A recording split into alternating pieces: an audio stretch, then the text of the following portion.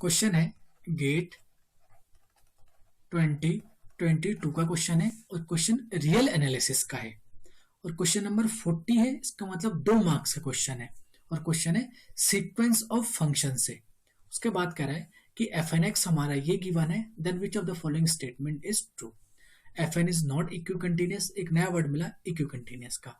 F N is uniformly convergent, F N is equicontinuous, F N is uniformly bounded and has subsequence converges uniformly on closed interval 0,1। ध्यान रखिएगा, कभी भी equicontinuous और not equicontinuous इस तरीके की बात आए तो आपके दिमाग में एक ही थ्योरम आना चाहिए, अर्जुला-अस्कुली थ्योरम, क्योंकि वो if and only if theorem है और मोस्ट स्ट्रॉन्गेस्ट थ्योरम है इक्यू कंटिन्यूस को प्रूफ करने के लिए कि ये फंक्शन आपका एफ एन एक्स जो गिवन है वो इक्यू कंटिन्यूस है कि नहीं है, उसके लिए गिवन है अर्जुला-अस्कुली थ्योरम। और पिछले कुछ टाइम से इक्यू कंटिन्यूस आने लगे हैं, कभी कभार नेट के पेपर में भी पूछ दे रहा है इक्यू कंटिन्यूस। तो अब आप नेक्स्ट टाइम जब भी पढ़ के जाओ, मैं तो यही कहूंगा कि आप पढ़ के जाइएगा, एक ही थ्योरम है अर्जुला-अस्कुली थ्योरम, एक थ्योरम आपको आता है, बाकी आपको डेफिनेशन की जरूरत भी नहीं पड़ेगी कि डेफिनेशन होता क्या है इक्यू कंटिन्यूस की। तो सबसे पहले तो मैं क्या करता हूँ, इस एफ एन एक्स का लिमिट फाइंड कर लेता हूँ। तो हमारे पास जो एफ एन एक्स गिवन है वो दिया है x square whole upon x square plus 1 minus n x का होल स्क्वायर और साथ में गिवन है x belongs to closed interval 0,1। तो जो लिमिट फंक्शन होती है उसको एफ एक्स से डिनोट करते हैं। F x is equal to limit n tending to infinity x square whole upon x square plus 1 minus n x का स्क्वायर। और ये सबसे पहले जब x इज इक्वल टू 0 रख दो तो देखो 0 अपॉन 0 प्लस 1 माइनस 0, तो ये आएगा 0 अपॉन 0 प्लस 1 माइनस 0 का स्क्वायर, जो कि अल्टीमेटली आना आपको 0 ही है। ये तो जब x इज इक्वल टू 0 आए।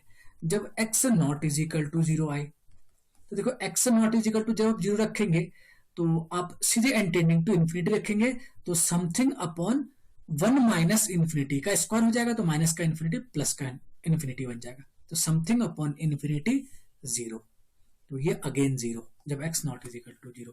तो दोनों केस में लिमिट 0 ही आया है। तो दिस इंप्लाइज आपका लिमिट फंक्शन एफ एक्स जो आ रहा है वो आ रहा है 0 for all x belongs to closed interval 0,1। तो आपका एफ एक्स तो मिल गया है। तो सबसे पहले मैं दिखाता हूं कि यूनिफॉर्मली कन्वर्जेंट और यूनिफॉर्मली सबसीक्वेंस कन्वर्जेंस, इस दो के बारे में बात करते हैं, क्योंकि कंटिन्यूस में फिर आएंगे। तो यूनिफॉर्मली कन्वर्जेंट प्रूफ करने के लिए आपको करना होता है supremum of x belongs to 0,1, M N test की बात हो रही है, F N x minus F X, इसका मॉडुलस। तो अगर मैं limit n tending to infinity लगाऊं, n टेंडिंग टू इन्फिनिटी लगाऊं, ये 0 आता है if and only if F N X या F N is uniformly convergent, ये थ्योरम होता है। तो पहले तो मैं F N x minus F x find कर लेते हैं, है क्या। तो वो है x square upon x square plus 1 minus n x का होल स्क्वायर माइनस 0, तो is equal to x square upon x square plus 1 minus n x का स्क्वायर। सिर्फ इतनी ही वैल्यू मिल रही है। अब मैं यहां क्या करता हूं, x is equal to 1 upon n रखता हूं और आपका जो n है वो ग्रेटर देन इक्वल टू 2 रख लेता हूं। ये डिस्कार्ड करने का रूल होता है। कोई भी क्वेश्चन है कि आप f N x minus F x find कीजिए, x की जगह एक सीक्वेंस आप अपनी ओर से रखिए, अगर रखने के बाद n टेंडिंग टू इन्फिनिटी लगाने पर ये 0 नहीं जा रहा है, मैं सिर्फ वन साइड के लिए कह रहा हूं, अगर 0 नहीं जा रहा है तो ये यूसी नहीं है। तो मैं इसमें limit n tending to infinity x की जगह रखिए 1/n, तो आएगा 1 अपॉन n का square whole upon 1 upon n का square plus 1 minus n into 1 upon n का स्क्वायर। ठीक है, तो is equal to limit n tending to infinity 1 upon n का square whole upon 1 upon n का स्क्वायर प्लस, देखिए एक n से एक n कैंसिल, तो हुआ क्या 1 माइनस 1 और 1 माइनस 1 हो गया 0, तो दिस अपॉन दिस, क्योंकि 0 तो बैलेंस हो गया तो इससे ये कट गया, तो ये फाइनली आपका आया limit n tending to infinity 1 और 1 की लिमिट होती है आपकी 1। तो देखिए x की जगह 1 अपॉन n पुट किया आपने यहाँ पे f N x minus F x पे, और ये लिमिट 0 पे नहीं जा रही है। इसका मतलब आपका जो एफ एन एक्स है वो यूनिफॉर्मली कन्वर्जेंट नहीं है। तो बी ऑप्शन तो हो गया गलत। थर्ड कह रहा है कि f N is uniformly bounded, तो सबसे पहले तो प्रूफ करते हैं कि यूनिफॉर्मली बाउंडेड है कि नहीं है। क्वेश्चन 2 मार्क्स का है, थोड़ा सा लेंथी क्वेश्चन है, कोई बात नहीं, पर आप आराम से देखते रहिए, आपको समझ में आ जाएगा। X square upon x square plus 1 minus n x का होल स्क्वायर। ये कह रहा है कि बाउंडेड है कि नहीं, यूनिफॉर्मली बाउंडेड, एक्स पे डिपेंडेंसी नहीं होनी चाहिए इसकी बाउंडेडनेस। इसका मैं मॉडुलस लेता हूं तो ये भी दोनों साइड मॉडुलस हो गया। अगर आपको ध्यान होगा डिनोमिनेटर से कोई भी पॉजिटिव टर्म हटाते हैं तो आप लेस देन आता है, तो less than x square upon x square, मैंने यहाँ ये वाला टर्म हटा दिया है, तो एक्स स्क्वायर से एक्स स्क्वायर कैंसिल हुआ तो ये मिला 1। तो दिस इंप्लाइज, और ये किसी भी for all n belongs to natural number और for every x belongs to closed interval 0 1 सब के लिए है। तो this implies F N x का modulus less than equal to 1, और which is true for every n belongs to natural number और for every x belongs to closed interval 0 1। इसका मतलब यूनिफॉर्मली बाउंडेड तो है। अगर ये यूनिफॉर्मली बाउंडेड है तो क्या एफ एन एक्स के पास एक सबसीक्वेंस है जो यूनिफॉर्मली कन्वर्स करेगा? देखिए मैंने मान लिया n is equal to n k, एक जनरल सबसीक्वेंस लेके चल रहा हूं, तो एफ एन के एक्स की वैल्यू आएगी x square whole upon x square plus 1 minus n k x का होल स्क्वायर। इस लाइन को थोड़ा ध्यान से देखिएगा क्योंकि ये सिखाएगा भी आपको कि सब सीक्वेंस कैसे कंसीडर करते हैं। आपने n के जगह n के सब सीक्वेंस कंसीडर किया तो जहां जहां n होगा मैं वहां वहां n के रख दूंगा, रख दिया। अगेन इसकी मैं लिमिट फाइंड करूंगा, तो limit n tending to infinity f n k x, तो ये अगेन आप x कुछ भी रखिए, दोनों कंडीशन में फिर से 0 ही आएगा, तो फिर से आप, और इसी को ही आप एफ एक्स भी कहते हैं, तो एफ एक्स नेमिंग कर दिया, तो f n k x minus F x का मॉडुलस की वैल्यू क्या आएगी? ये आएगी आपका x square upon x square plus 1 minus n k x का होल स्क्वायर माइनस 0 का मॉडुलस। ठीक है, तो इज इक्वल टू फाइनली ये बना x square upon x square plus 1 minus n k x का होल स्क्वायर का modulus.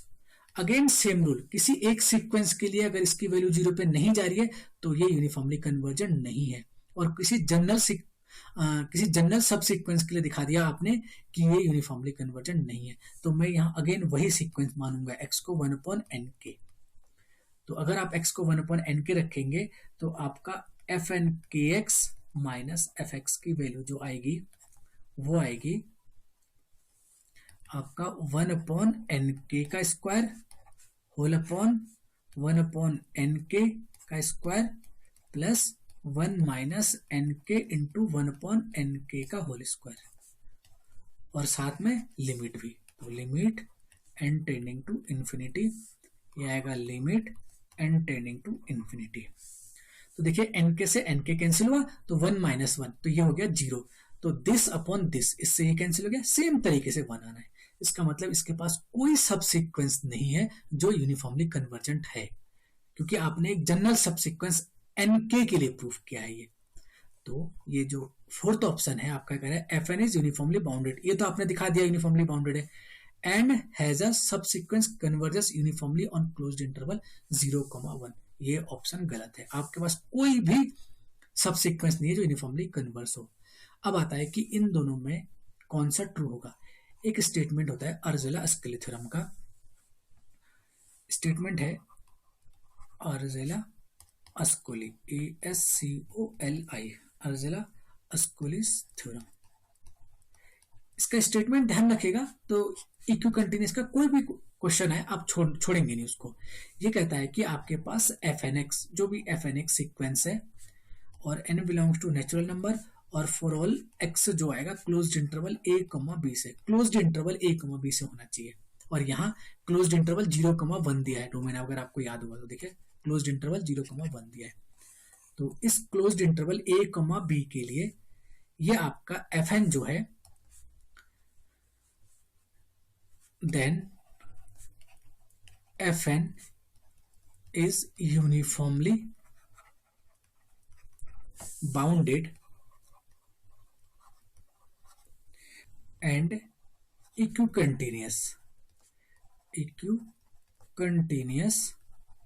if and only if fn has a subsequence which is uniformly convergent।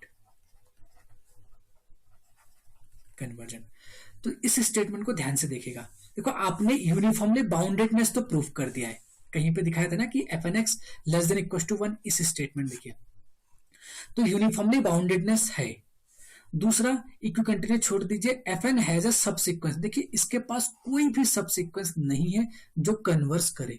इसका मतलब क्या हुआ, ये इक्विकंटिन्यूअस में नहीं होगा। क्यों?